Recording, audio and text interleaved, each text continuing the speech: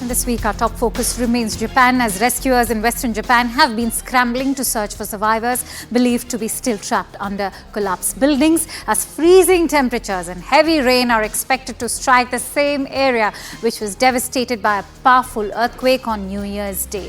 A 7.6 magnitude quake hit the Ishikawa prefecture on this island of Honshu and on the opposite coast from the capital Tokyo, triggering a tsunami waves that were more than a meter high, starting a fire and collapsing buildings. Thousands of rescuers are pressed in operation in search for more survivors after the quake killed 84 in the most powerful quake to have hit Japan in the recent years. Here's a look at this exclusive report.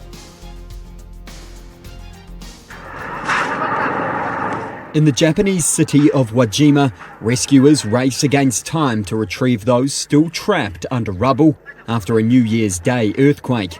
It took 44 hours to save this elderly man in his 80s. Japanese Prime Minister Fumio Kishida said on Thursday there are a large number of people still trapped under collapsed buildings. He added that some 7,000 rescue personnel are now headed to or are already inside the earthquake zone.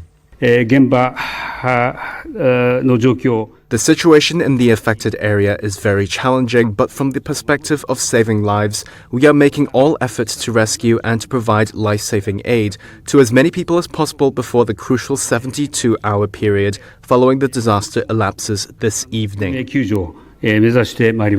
With that time period now elapsed, emergency officials worry survival rates will drop. In the hard-hit Ishikawa prefecture, the streets are a mess of tangled power lines and charred building remains after a fire ravaged Wajima. Material aid has trickled in, but many evacuees remain largely cut off from food, water, electricity and communications amid freezing temperatures and bad weather, authorities have said. The thousands of meals and water sent there are not enough for the 11,000 evacuees. Hundreds queue for what food is available, like Kyoko Kinashita, who is staying at an evacuation centre.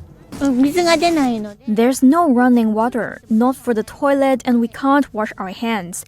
There are little babies in the evacuation center, and my biggest worry is that they get infected with COVID or influenza, the spreading of illness.